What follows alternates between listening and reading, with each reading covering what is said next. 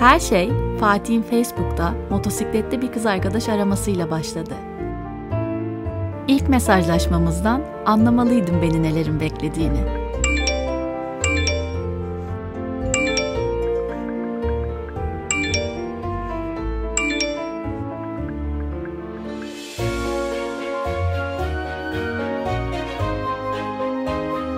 Kırmızı Monster'ımı beğenip beni kampa davet etmesi bence çok ironikti. Sonuçta ben deri montlu bir cadde motorcusuydum.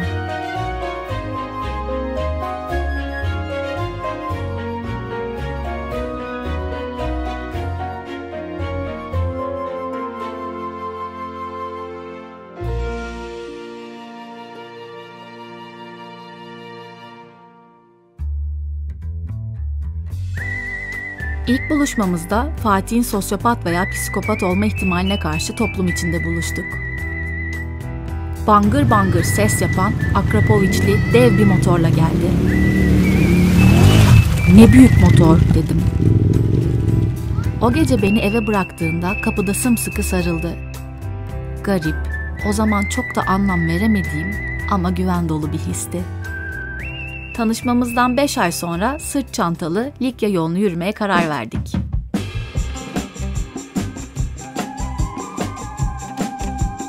İkimiz de eminiz ki yollarımızın kesişmesinden sonra bu yolculuk hayatımızı değiştiren ikinci olaydı. Merhaba, biz Likya yolunu yürümeye başladık. Kışın ortasındayız, yılbaşını dağda geçireceğiz. İlk rotamız değil mi bu? Evet. Buradan Kaş'a gitmeyi hedefliyoruz, şafak yaparız. Kabak'tayız, otostopla geldik. Bunu söyleyebilirim. Ya zamanla ayarlayamadık da biraz. Hayır, çantalar çok ağır geldi. Çantalar inanılmaz hafifti. Kesinlikle taşıyan var, taşıyamayan var.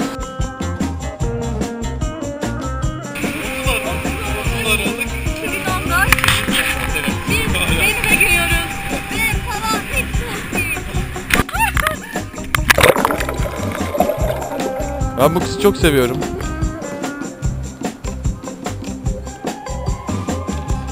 O da sanırım beni seviyor, söylemiyor ama öyledir diye düşünüyorum.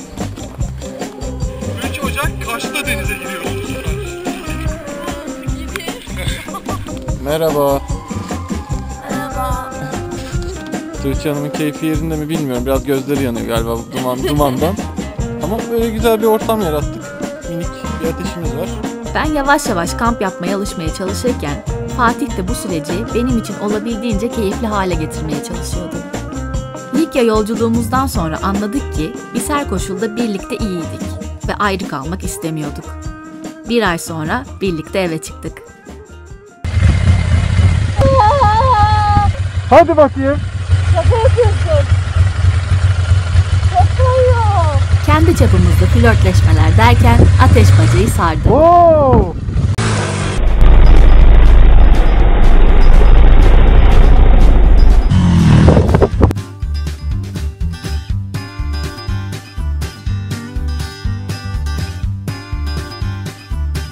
Şehirler arası geziler, yurt dışı gezileri derken motosikletten inmez olmuştuk.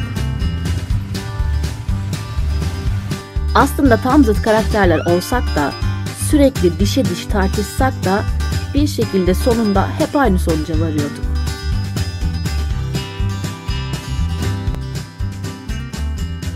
Fatih'in peşinde toz toprak, dağ bayır demeden her yana giden bir kampçıya dönüşmüştüm. Gezmek kadar motosikletin hakkını vererek sürmeyi de sevdiğimizden tüm eğitimlere katılır olmuştuk.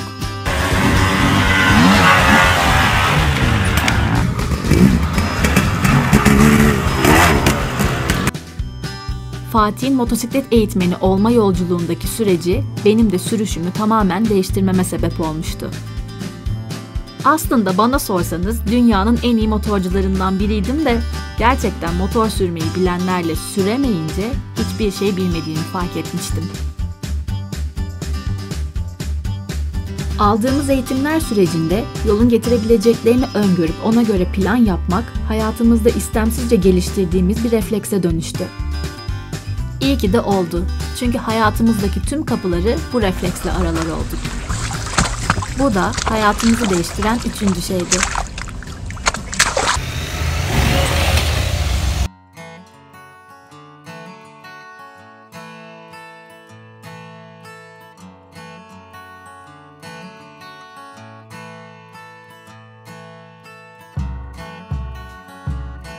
Derken Fatih'in hep hayali olan motosikletle uzun bir yolculuğa çıkma fikri aklımıza düştü.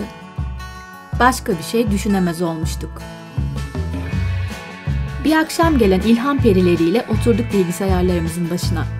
Baktık dünyanın çapı kaç kilometre. İkimiz hangi ülkeleri görmek istiyoruz listeledik. Ülkelerin ortalama benzin fiyatlarına baktık. Hayali bir rota çıkardık. Büyük şehirlerde konaklama fiyatlarını araştırdık ve ortaya kabaca bir bütçe çıktı.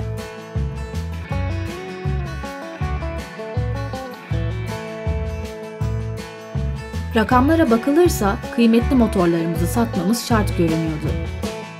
Ortaya çıkan rakam acaba evlensek mi diye düşünürken ortalama bir düğün bütçesiyle kafa kafaya çıkınca dedik ki motorlarımızı satıp o parayla insanları eğlendireceğimize dünyayı gezeriz daha iyi.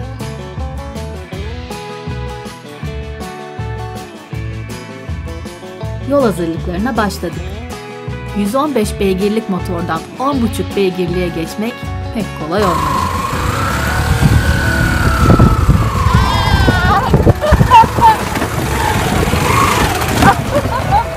Bir daha yapabilir miyim?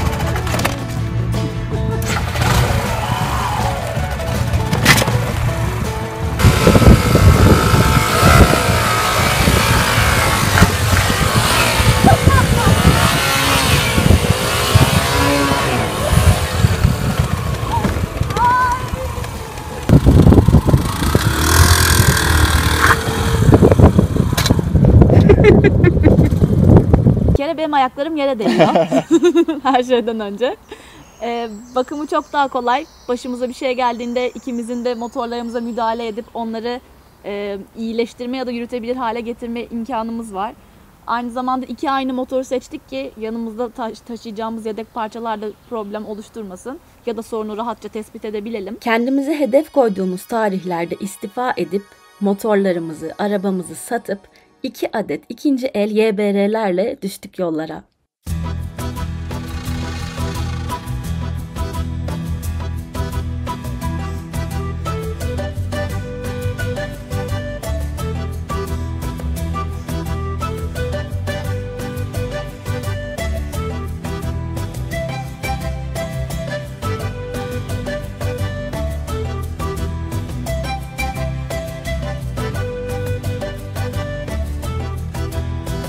Büyük çoğunluğumuzla da yollarımız bu noktadan sonra kesişti.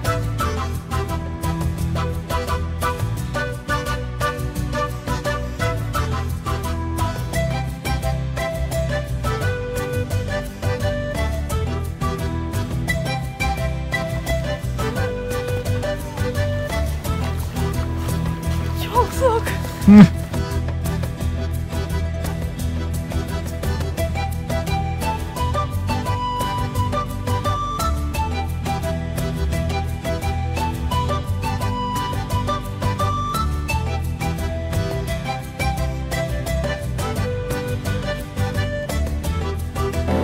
Saçımı da atmamıştık. Kalanını ona vereceğiz.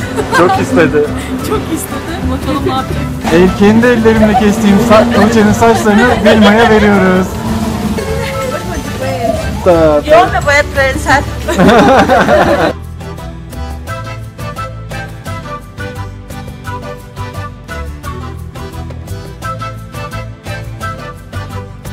Tahmin edersiniz ki bu yolculuk da hayatımızı tamamen değiştiren 4. olaydı.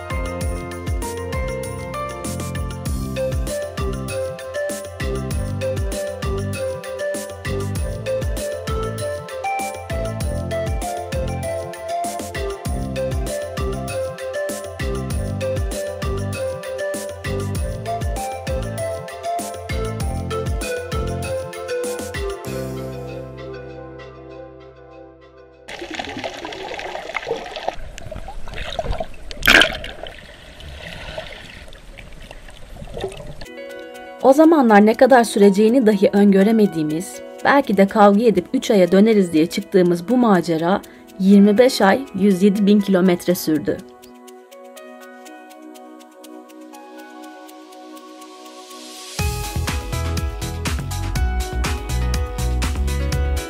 Motorunuzu mu sıfırlıyorsunuz? Evet, satacağım da kendisini. Kilometresini düşürüyorum. Ha ha ha ha. 99.999.9 oldu.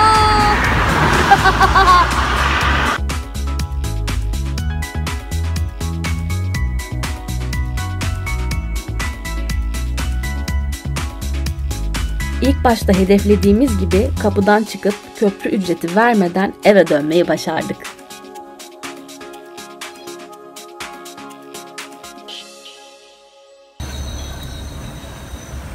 Annem, ablam, eniştem, yeğenlerim hepsi buradalar. Sürprize gidiyoruz.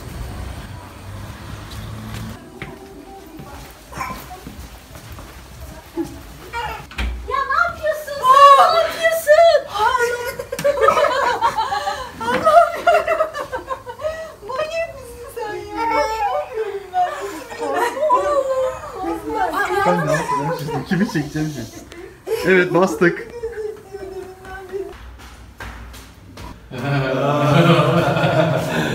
Oo canım, of bir tanem. Of. Aslanım benim.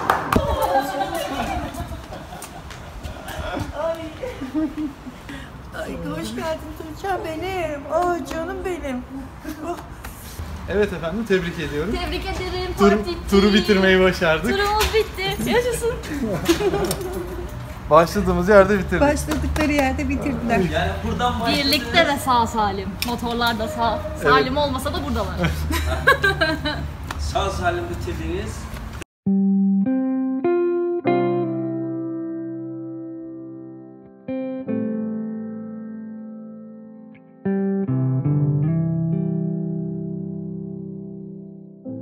Eve döndük dönmesine ama ev artık bizim için ev değildi. Yolda tanıştığımız bizden yaşça büyük bir gezgin şöyle demişti. Her birimiz aslında bir yapbozun birer parçasıyız. Yapbozdaki sen ve seni çevreleyen diğer parçalar. Bunlar evin, işin, ailen, dostlarındır. Sen de gezmeye çıktığında yerinden çıkarılmış bir parça.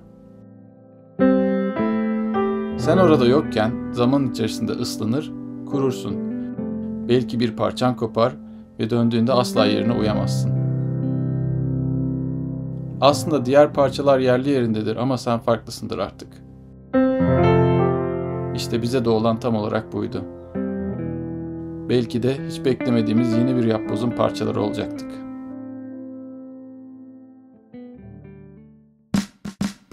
Yolculuğumuz esnasında sosyal medya hesaplarımızın büyümesiyle motorcu firmaların dikkatini çekmiştik. Birçok firma bizimle projeler yapmak istiyor, kimisi de sadece gönülden destekliyordu. Hesaplarımızda kalan 0 birim parayla asla ulaşamayacağımız motosikletleri test etme, onları farklı rotalarda deneyimleme fırsatımız oldu. Yeniden büyük motorlara binmek çok keyifliydi. Aslında hiç tanımadığımız ama karşılıklı otursak sanki yıllardır birbirimizi tanıyormuşçasına sohbet edebileceğimiz birbirinden güzel bir sürü insanla tanıştık. Çok güzel arkadaşlarımız oldu.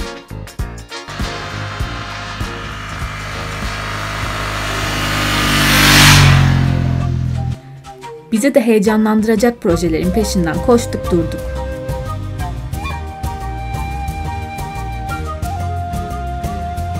Yalan yok, çok da keyifliydi.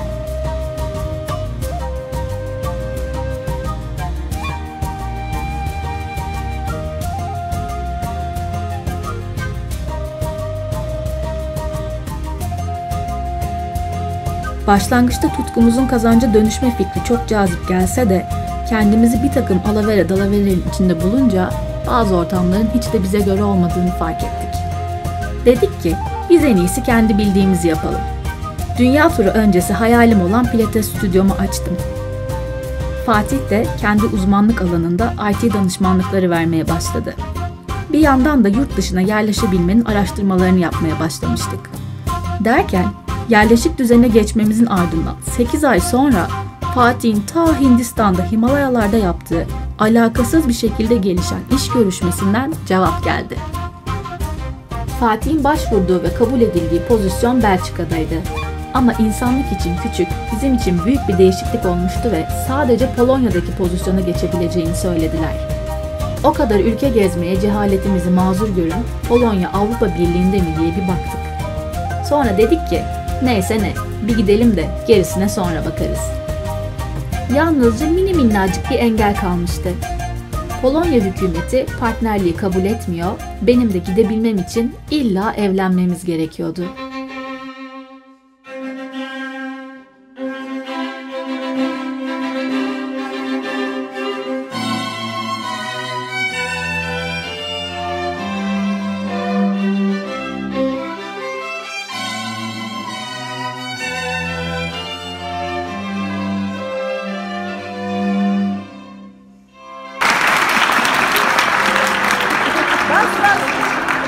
Sayın şahitlerimiz, evlenme beyanlarını dinlediniz. Şahitlik ediyor musunuz? Evet. Sandığınızın aksine evlilik hayatımızı değiştiren bir olay olmadı. Ama en çok kayınvalidelere yaradı.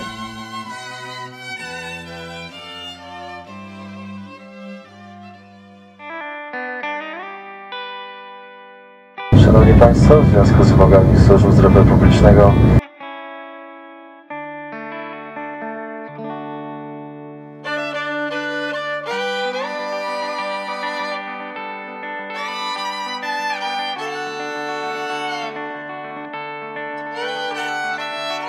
Biraz araştırma sonunda kendimizi Krakow'da bulduk. İşte bu hayatımızı tamamen değiştiren 5. olaydı.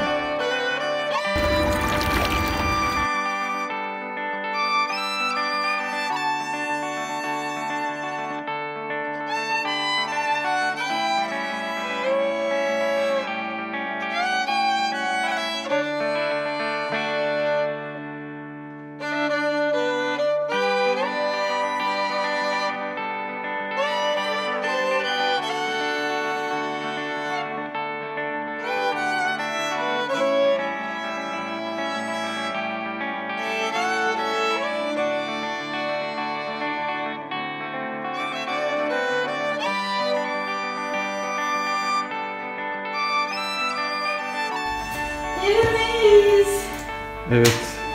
Nasıl hissediyorsun? Vallahi değişik yani. 3 sene sonra ilk defa işe gideceğim.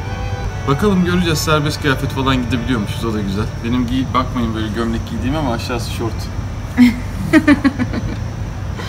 Modern bir köleye dönmüş müyüm? Bence dönmüşüm. Hadi bakalım göreceğiz. Çok mutlu işe gidiyorsun Fatih. 3 sene ya. Köprü ne taraftaydı ya?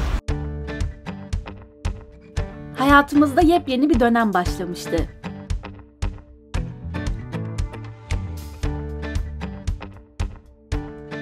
Fatih'ten ayrı eve dönüp duvarlara boş boş bakmaya başlayana kadar daha önce hiç hissetmediğim bir endişe belirdi. Bir başıma işsiz güçsüz ben ne yapacaktım? Bir uğraş bulmam şarttı.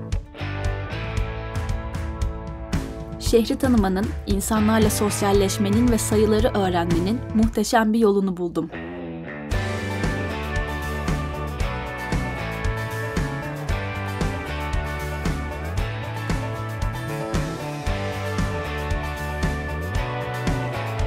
Açıkçası Polonya'ya taşınmadan önce çok endişemiz vardı. Ama yaşadığımız 4 sene boyunca bile bir kez olsun neden geldik demedik. Hatta hep iyi ki dedik ve diyoruz da. İyi ki gelmişiz. Muhteşem arkadaşlar edindik. Çok eğlendik. Dünya turu sonrası sabit yaşantının verdiği sıkıntılardan eser kalmadı. Farklı bir sürü ülkeden arkadaşımız oldu.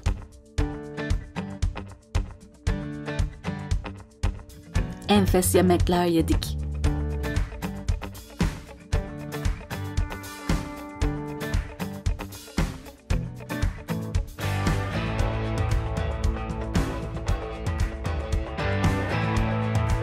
bolca gezdik.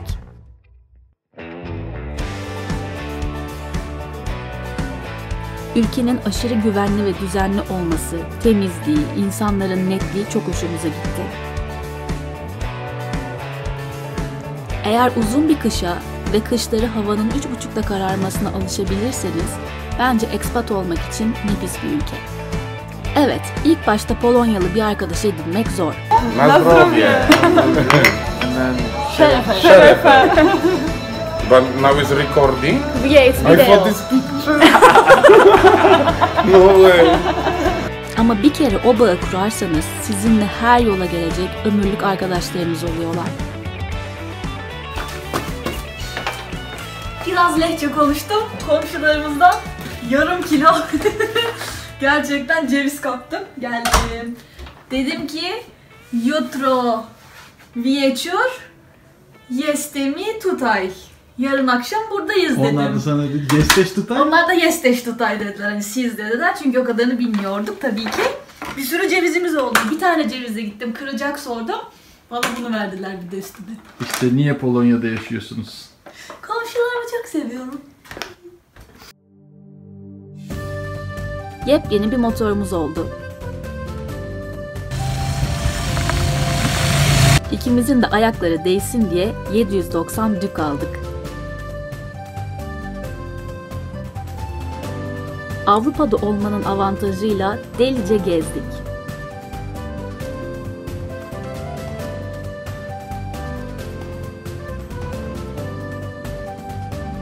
Kredi çekebilir hale gelince de koşa koşa ikinci motorumuzu aldık.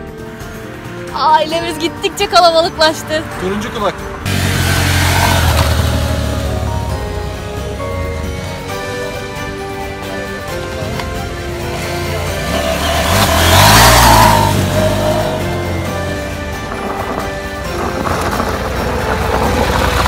Abartmıyorum, motor tepesinden hiç inmedik.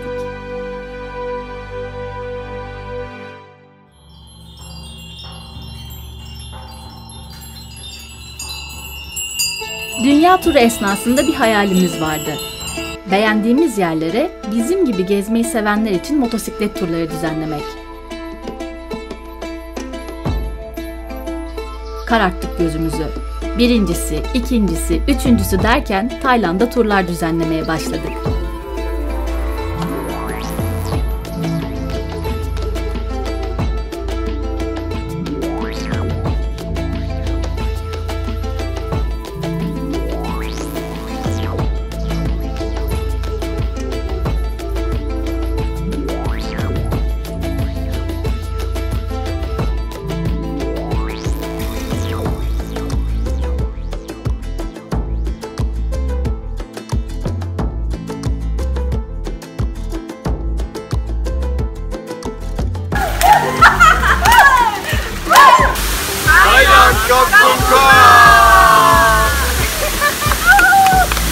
Araya pandeminin girmesiyle planlarımızı biraz askıya almak şart oldu.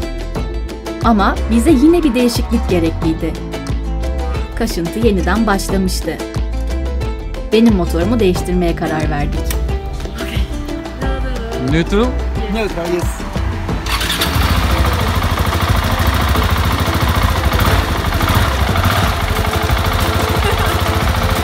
Ayaklarımın yere değmediği acayip bir motorum olmuştu.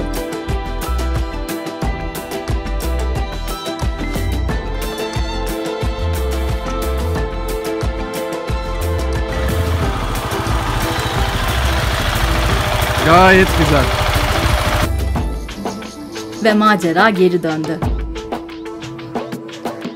Artık 2 arazi motoruyla dağ bayır gidebilecektim.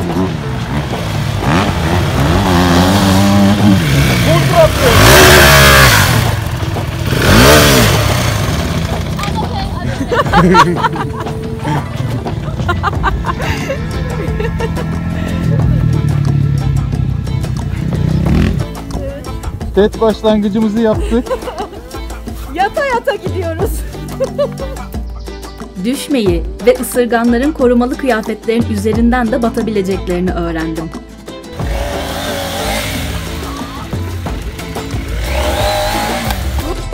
Fatih'in peşinde sürüş becerilerim yeniden gelişmeye başladı.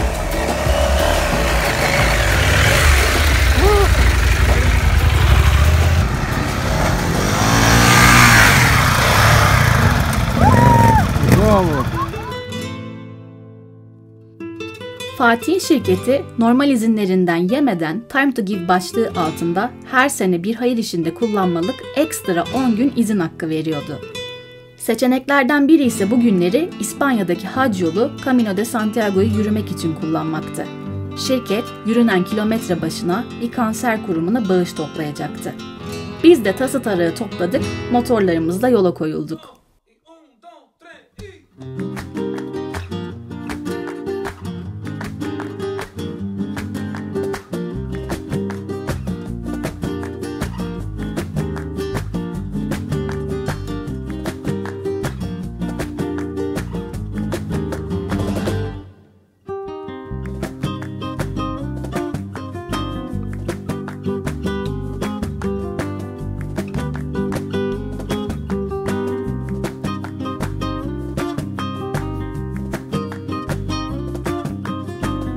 Motorlarımızı güvenli bir yere park ettik.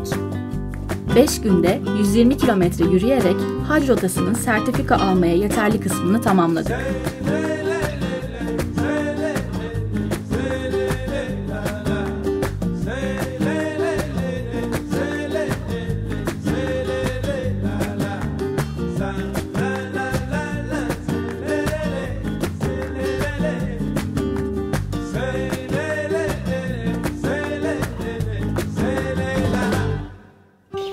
Buen camino Tuğçe. Çok mutluyuz, iyi ki yürüyoruz. We are so happy, glad that we are walking. İlk 2 gün olmasa da 3. günden sonra aşırı keyifli bir aktiviteydi. Siz olun, doğru ayakkabıyla gidin.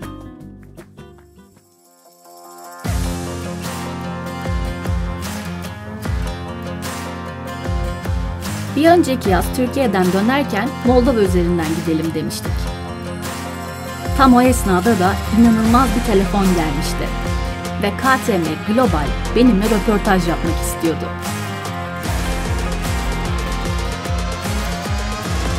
Aradılar. Yani diyorsun ki görüşmem çok güzel geçti. Görüşmem çok güzel geçti. Felaket heyecanlıydım. Konuşacağım kişinin ismini biliyordum. Adam olunca insan bir korkuyor. Soyadını da görünce İngiliz olduğu anlaşılıyordu yani her halinden.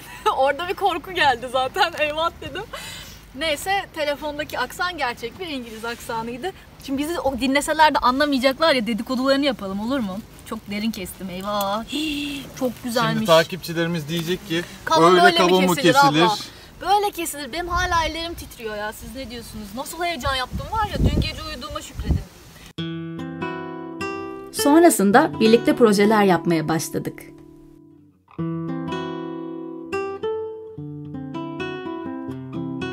Ve ben 1.63'lük minnoş Tuğçe, millet bana sen küçüksün git scooter'a bin derken gidip KTM'nin globalde marka elçisi olmuştum.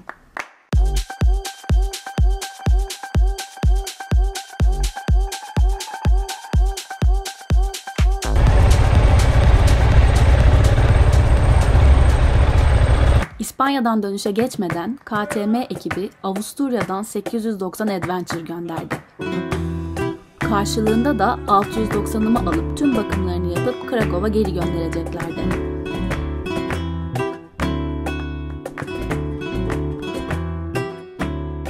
Bir kez daha kalbim güm güm düştük yollara.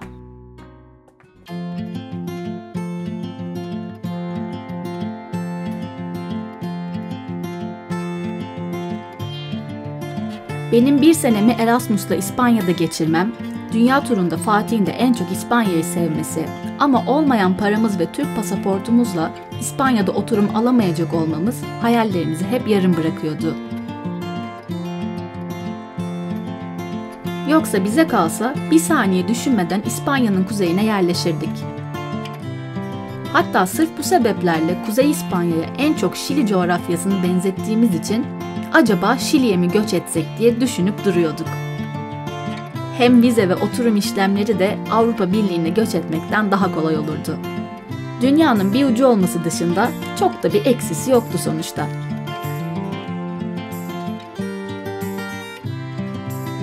Fatih'in yıllardır severek sosyal medyadan takip ettiği bir başka Türk gezgin, sizlerin de büyük ihtimalle Mardek'in seyir defteri veya Magellan'ın izinde olarak bildiğiniz Hakan Öge tam da yolumuzun üzerindeydi. Facebook'tan mesaj atmayı seven Fatih hemen yazdı. "Abi, kamp yapalım mı?" Şaka şaka. Damdan düşer gibi tuttuk yollarını. Enfes bir coğrafyada yaşıyorlardı. Dibimiz düştü tabii.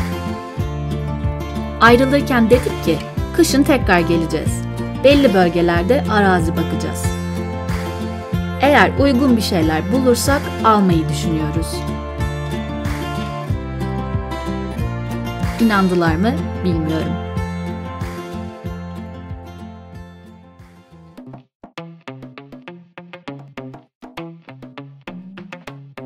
Artık dönüşe geçme vaktiydi ama uğrayacak bir yerimiz daha vardı.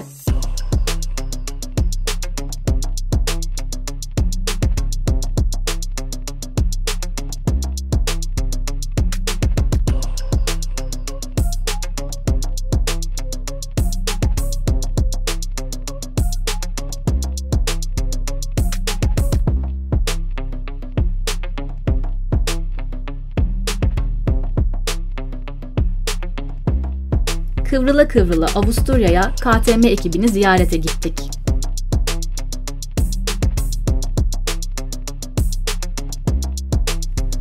Aynı tarihlerde düzenlenen World Adventure Week'in de marka elçileriydik.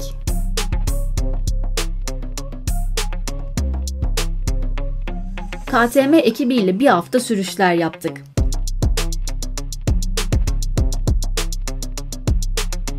Giovanni Sala gibi bir efsaneyle sürme, en güzeli de vakit geçirme şansımız oldu. Oh, I'm Giovanni Sala. And Sorry. They are friends. we reach on top of Glasgow. You can enjoy the view. Hatta bana 1290 Adventure'ı bile verdiler.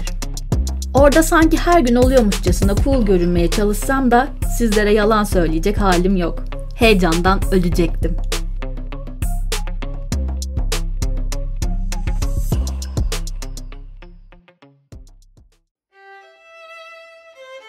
Tüm yaşanmışlıklar cebimizde, evimize, Krakow'a, şehir hayatına döndük.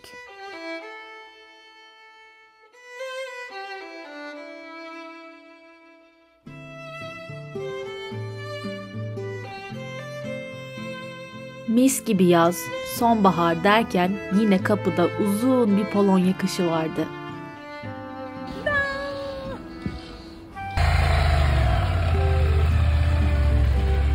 Karanlık, kasvetli bir gecede İspanya'dan, Hakan'dan mesaj geldi. "Sizin bütçenize uygun, yakınlarda bir ev var," diyordu.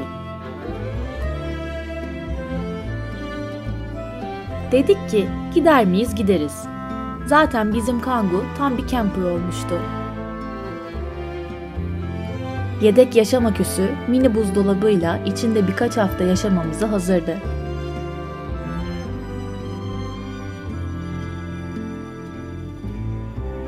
Üçüncü günün sabahı eksi 12 derecelik Krakow'dan artı 24 derecelik San Sebastian'a varmış, bir de denize giriyorduk.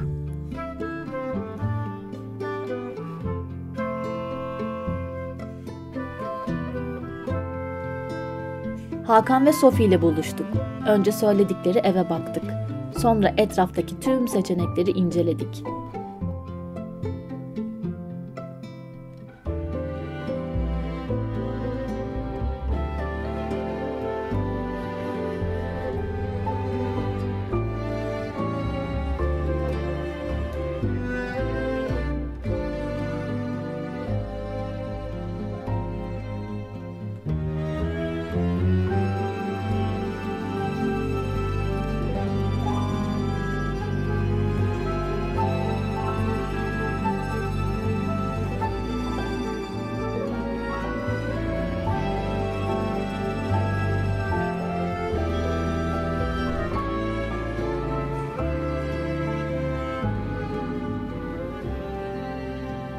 Gelmeden önce internetten birçok ilana bakıp listelemiştik. Hepsini tek tek gezip baktık.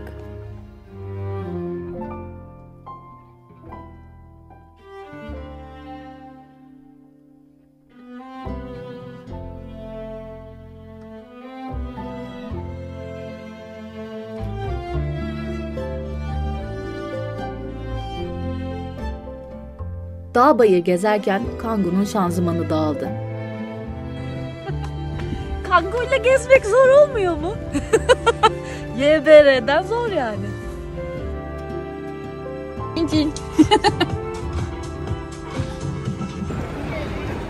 Mecburen kaldık mı bir 10 gün daha buralarda? Şehirde bir ev tuttuk. Kangoo kendine gelene kadar etrafı bolca gezdik. Bize de iyi geldi. Vallahi ben size diyeyim, hakikaten her işte bir hayır var. Kangoo'ya kavuşur kavuşmaz tekrar dağlara geri döndük. Tabi sıcaklar çok uzun sürmedi. Kar Kantabria dağlarına da geldi. Sophie ile Hakan'ın misafir evine yerleştik.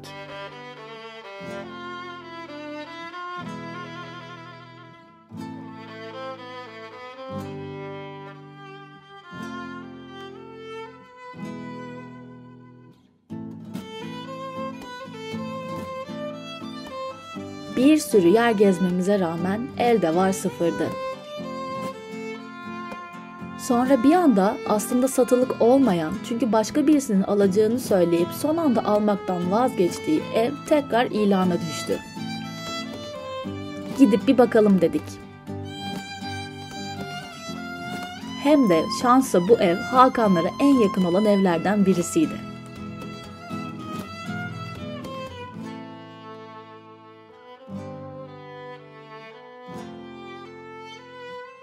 Manzarası enfesti. Yalan yok, kar biraz gözümüzü korkutmuştu. Sonuçta İspanya burası. Bu ne ya dedik. Hola! Hola.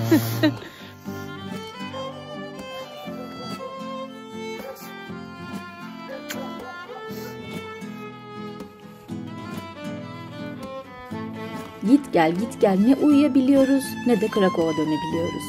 Aklımızda 1000 tane soru. Ev bir türlü aklımızdan çıkmıyor.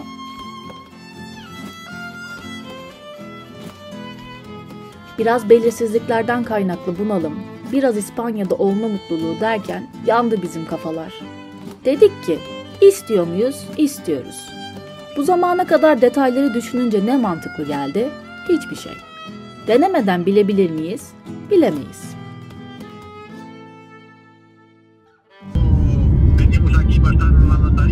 Okay. Por favor, puedes preguntar.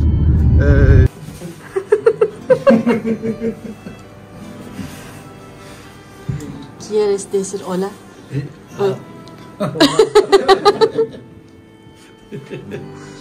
Esperamos. Dedik madem öyle, gittik buz gibi bir günde attık imzayı, aldık evi. Tam da bize yakışır bir hareket oldu. Aldık ama biz şok. Arazi 10 dönüm. Ev dediğimiz şey ahır. Biz ne inşaat ne bahçe işinden anlamayız. Oturumumuz Polonya'da.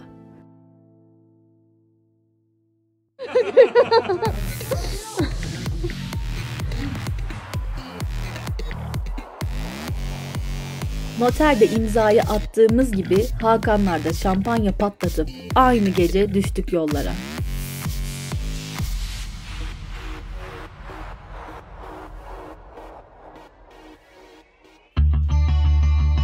YouTube'da ölümüne taş işçiliği, renovasyon, çatı yapımı, septik tank, elektrik sistemi videoları izlemeye başladık. Fatih bana anlatıyor, ben ona. Ama pratikte sıfırız. Koskocaman 2-0. Bir yandan evrak işlerinin peşine düştük. Neyse ki Polonya'da, İspanya'da çifte oturumu kabul ediyor. Bir şekilde çözeriz herhalde bu sorunu da dedik. Çok sevdiğimiz Krakow'dan ayrılma fikri, arkadaşlarımızı, kurduğumuz düzeni geride bırakma, yeniden bir düzen kuracak olma, iki şehir çocuğu olarak dağın başına yerleşme fikri bizi inanılmaz korkutuyordu. Uykularımız tamamen kaçmıştı.